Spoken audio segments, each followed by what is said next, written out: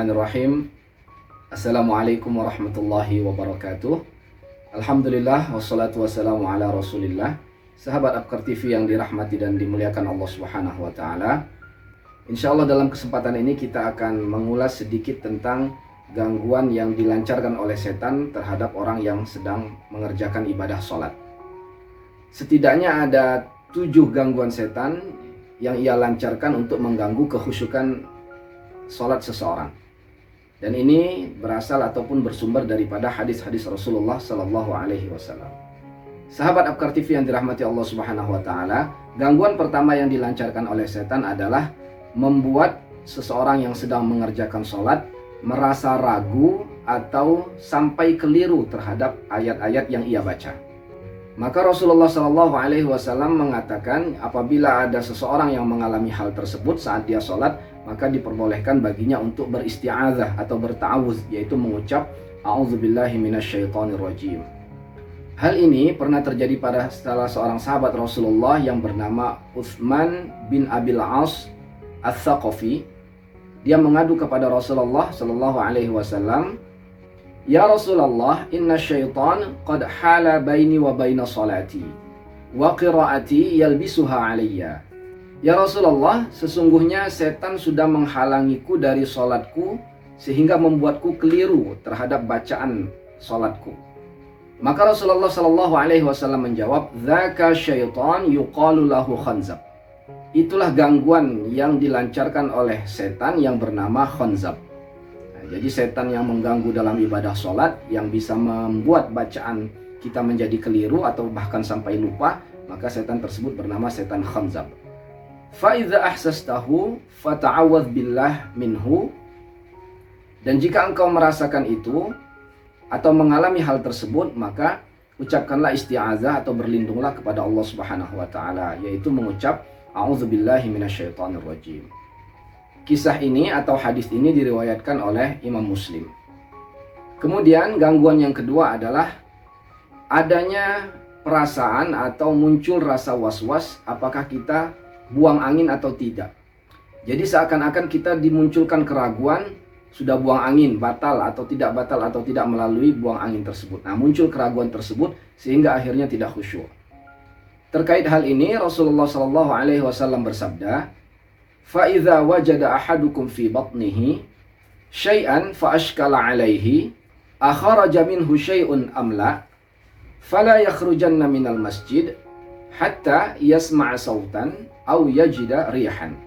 Artinya Rasulullah Shallallahu Alaihi Wasallam mengatakan apabila salah seorang kalian sedang sholat dan merasakan sesuatu dari perutnya, lalu dia ragu apakah keluar angin atau tidak, buang angin atau tidak, dia ragu-ragu, maka jangan sekali-kali ia keluar dari masjid, dalam artian membatalkan sholatnya karena keraguan tersebut, sampai ia betul-betul merasa yakin dengan mendengar suara daripada angin yang keluar tersebut atau mencium adanya bau atau aroma dari angin tersebut, dari buang angin tersebut.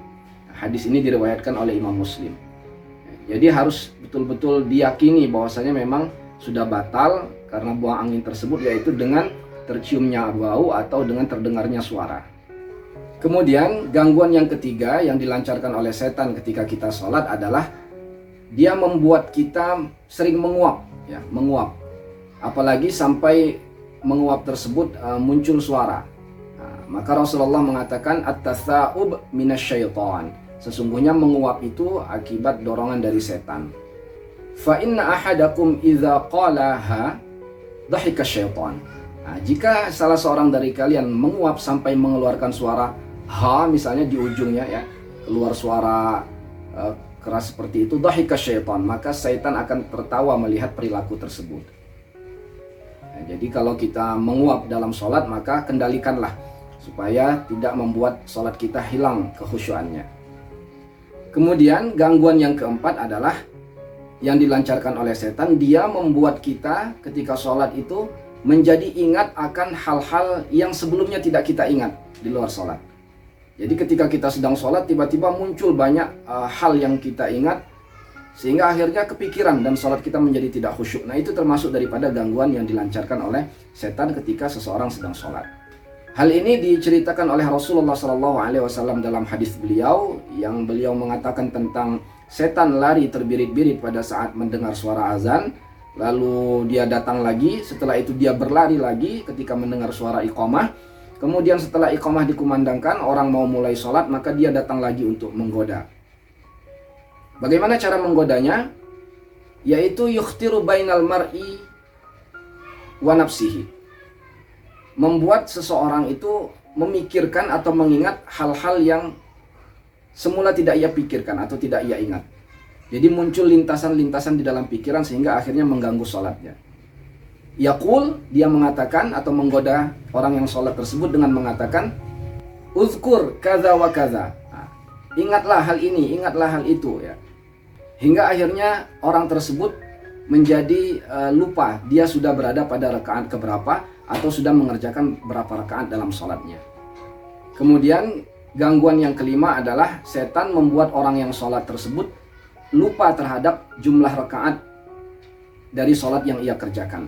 Nah, ini karena imbas daripada dia mengingat banyak hal, banyak terlintas atau sesuatu yang ia ingat ketika sholat tersebut akibat godaan atau gangguan setan tadi, atau juga akhirnya hilang tumakninah daripada ibadah sholatnya hingga akhirnya lupa rakaat tersebut.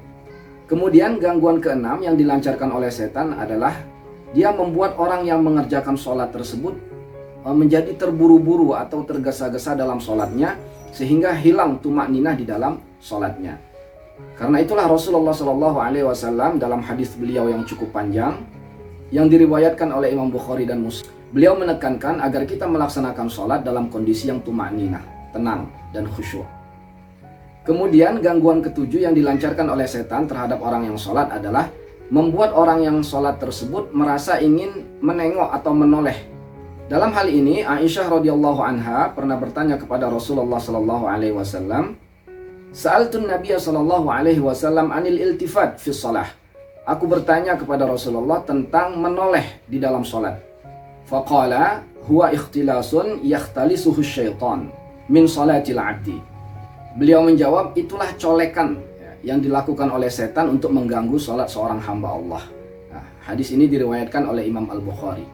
Sahabat Abkar TV yang dirahmati Allah, mudah-mudahan ulasan singkat ini bermanfaat untuk menjadi kewaspadaan kita di dalam ibadah sholat supaya tidak diganggu atau digoda oleh setan dengan mudah. Maka marilah kita memulai ibadah sholat tentunya kita memohon perlindungan kepada Allah Subhanahu wa taala, beristi'adzah dengan membaca a'udzubillah atau membaca a'udzubillah min hamazatis syayatin wa a'udzubika rabbi ayyahdurun. Aku berlindung dari segala bisikan dan godaan setan dan aku berlindung kepada Allah dari kemunculan atau kehadiran mereka mengganggu ibadah sholat. Mudah-mudahan bermanfaat. Wallahu a'lam bishawab. Assalamualaikum warahmatullahi wabarakatuh.